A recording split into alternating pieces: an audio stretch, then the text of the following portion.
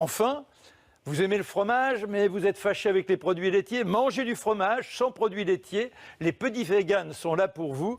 Avec nous, eh bien, Anne Guth, merci d'être là. Les fromages, la virgule.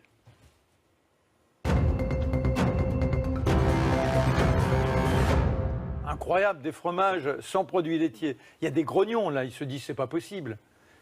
Oui, on J'aime l'entend le souvent. fromage et je veux que ce soit du vrai fromage.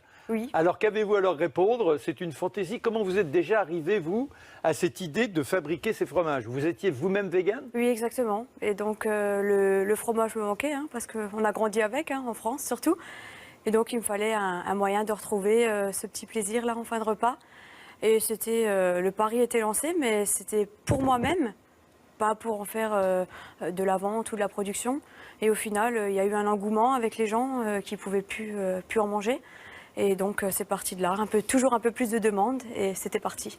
Alors, dans un premier temps, on devient végane comment? Moi, j'ai une tendance plutôt végétarienne, mais de là à être végane, moi, j'ai mes petits œufs, des petites choses comme ça. Oui. Vous, rien qui vient de l'animal? Non, non, rien. C'est pourquoi? Parce que vous estimez Non, que... c'est un geste d'amour pour l'humanité et pour tous les êtres vivants sur la planète. Oui, mais moi, mes poules, elles pondent dans mon jardin. Si je ne mange pas les œufs, ils sont perdus, les œufs. Après, ça, c'est vous poules. Vous faites comme vous voulez. Non, non, mais je veux dire par là, en l'occurrence, l'œuf, elles pondent pour pondre. Exactement, oui, oui, c'est ça. Donc, je récupère les œufs. Voilà. Alors, le fromage, pourquoi le désir de le fabriquer avec ces produits végétaux? Comment on fait? On utilise, c'est tout simple. La technique de fabrication est la même, le processus est le même. On va simplement changer la matière première. Quand vous voulez faire un fromage avec des produits laitiers, du lait, Oui. vous allez faire cailler le lait, vous allez obtenir une masse. Nous, on va simplement remplacer cette masse par une purée de noix de cajou.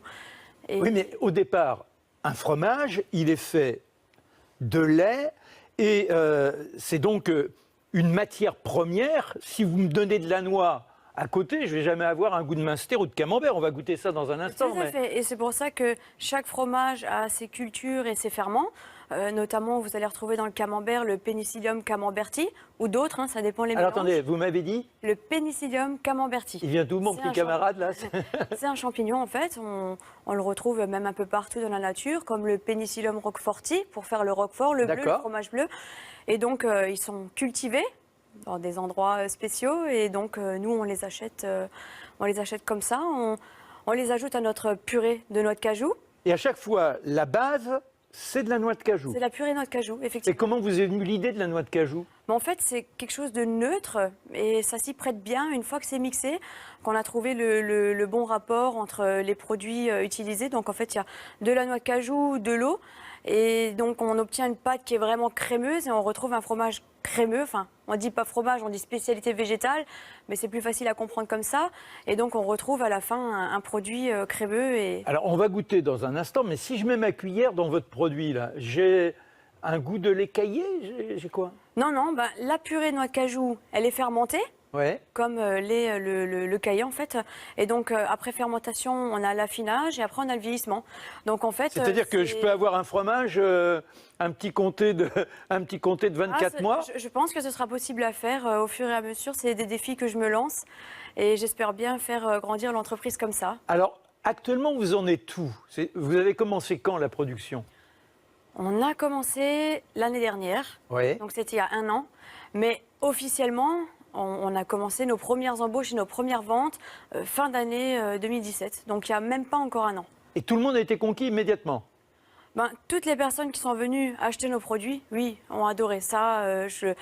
Les personnes qui ne sont pas convaincues et qui ont éventuellement qui ont un petit problème avec les gens véganes, une mauvaise image, on va dire, ne vont pas se laisser tenter facilement ou vont trouver quelque chose à redire. Forcément, c'est pas la même chose. Bon, mais ça alors, s'y prête. Allez, je vais devenir le témoin pour tout le monde.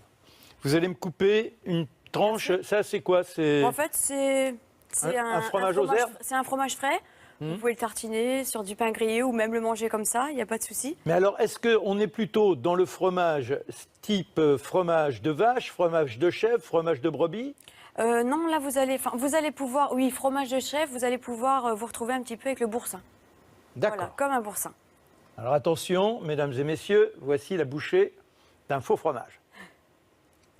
Bon appétit. Quand je dis la bouchée pour une végane, ça doit déjà la contrarier. Non, il n'y a aucun souci. Il n'y a pas grand-chose qui me contrarie. Non, mais le boucher. Non, non, même pas ça non plus, du tout. Alors, c'est vrai que on est très proche du boursin. Et Oui. alors là, si j'attaque le camembert, mais je vais peut-être pas passer mon après-midi à manger. À manger du Ouais. fromage. En l'occurrence, ça serait pareil? Voilà, c'est ça. Il y aura une petite différence avec la texture. Pour l'instant, qu'on n'a pas retrouvé parce qu'on n'utilise pas un cahier. On ne va pas retrouver ce côté coulant. Mais là encore, c'est un défi que je me lance pour les années à venir de faire des spécialités végétales avec un cœur coulant, crémeux et très très fort. Comme Et on peut le sur quoi vous retrouver. pouvez jouer pour changer cette texture? Alors éventuellement la matière première, voir si on ne peut pas travailler d'autres produits. Et puis après, les cultures et les ferments, parce que chacun va apporter un goût, une saveur. On peut les mélanger, on peut les isoler, on peut vraiment créer à l'infini des produits. Je pourrais mélanger du Penicillium roqueforti pour faire du bleu et du Penicillium camemberti pour faire du camembert dans un même fromage si je le voulais. Le général de Gaulle disait la France est ingouvernable parce qu'il y a trop de fromage. Enfin, non. Vous pourriez avoir autant de fromage. Ah oui, en vegan, oui, bien sûr. On en est encore au tout début, donc il y a beaucoup de choses à Combien perfectionner. de sortes différentes pour le moment? Pour l'instant, 4. D'accord. Pour l'instant, 4. Alors, on peut aller le boursin, le camembert. Voilà, un bleu. Oui. On a encore, on est à 5 en fait. Ça, c'est le petit dernier qui vient de sortir, le 5e. On a le même avec le goût ail et encore un autre avec un goût curcuma. Donc, on va mettre un point d'honneur sur les épices qu'on utilise. Toujours des épices qui sont déshydratées à basse température pour ne pas perdre les qualités nutritionnelles. La noix de cajou, c'est pareil. Le produit n'est jamais chauffé, n'est jamais cuit.